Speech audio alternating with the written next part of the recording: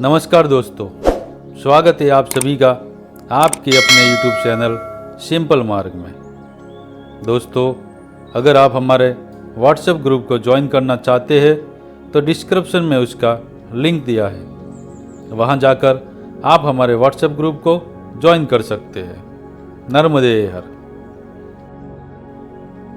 दोस्तों, नर्मदा परिक्रमा की इस यात्रा का आज अपना 72वां दिन है। शुक्रवार 16 मार्च 2018 कुम्हा से सिरई डोंगरी, बाबैया, फूलसागर, गांजीपुर, मंडला, रपटा घाट, उत्तर तट। हम प्रातः 6 पर जागे। नित्य कर्म के बाद हमने आश्रम के हैंडपंप पर ही स्नान किया। बाहर अभी कुछ कम उजाला है और ठंड भी अधिक है, इसीलिए हमने यहीं पर स्नान करना उचित समझा। प्रातः की पूजा करने के बाद हम 7 बजे बाबा जी के साथ दूनी के पास बैठे। मैंने और बाबा जी ने साई प्रसाद लिया। निकलते हुए बाबा जी ने हमें एक एक बिस्किट का पैकेट भी दिया।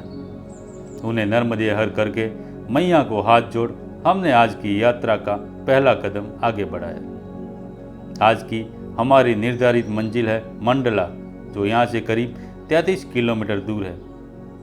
आज केवल चलते ही रहना है।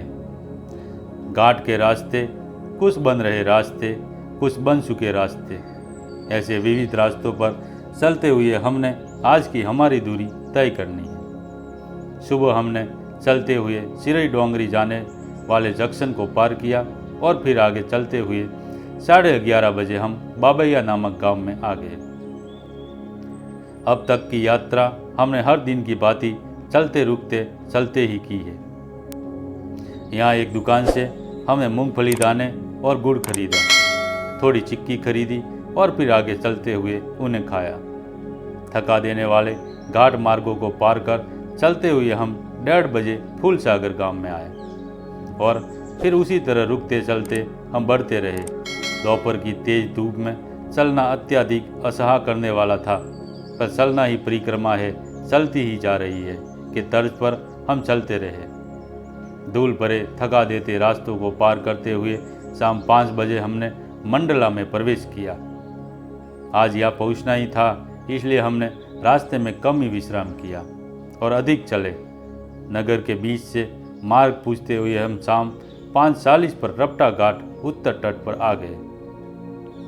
पास की पूजन सामान बेचने वाली दुकान से हमने रात्रि विश्राम के हेतु स्थान की पूछताछ की। एक सज्जन का मत है कि यहाँ कोई भी व्यवस्था नहीं है, इसलिए हमें आगे श्री हनुमान घाट ही जाना चाहिए, जो यहाँ से करीब 6-7 किलोमीटर दूर है।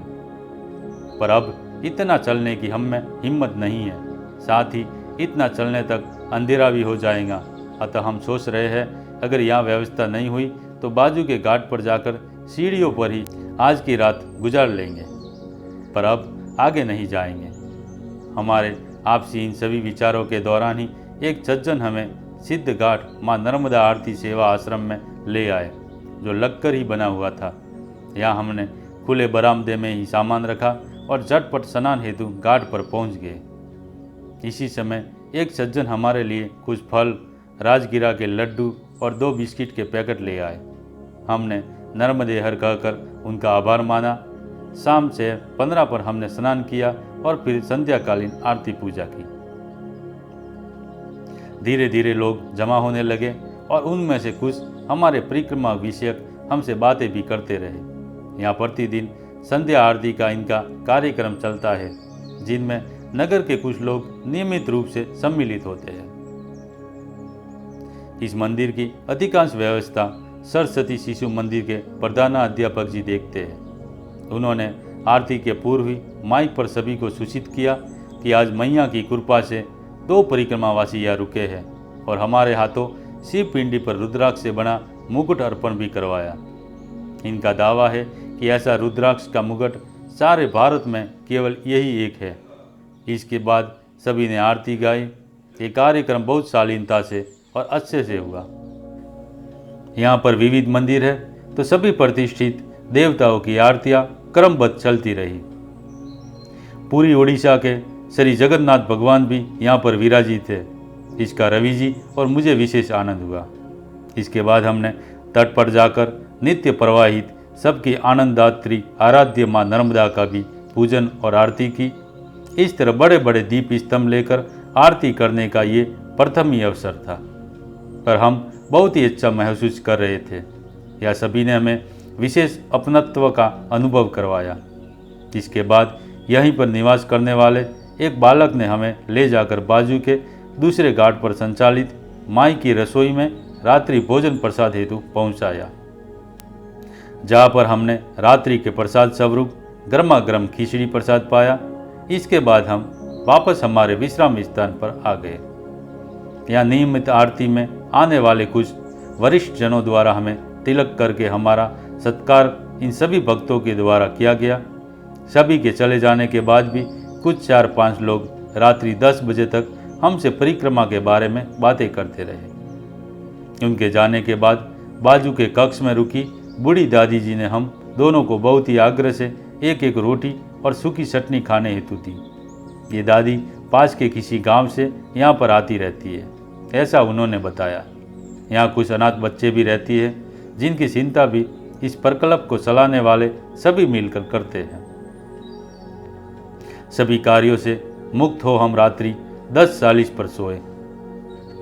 आज का तय लक्ष्य हमने पूर्ण किया, इसका भी हमें आनंद है। आज हमने करीब 32-33 किलोमीटर की यात्रा की। प्रतिदिन सुबह 4 बजे यहाँ पर एक सज्जन पूजा करने आते हैं। उन्होंने कहा है वे हमें सुबह जगा देंगे। द्रुत गति से प्रवाहित माँ का आत्मीय सुख देता अविरत जल प्रवाह मानो जीवन की निरंतरता और क्षणभंगुरता दोनों को एक साथ ही सूचित कर रहा हो।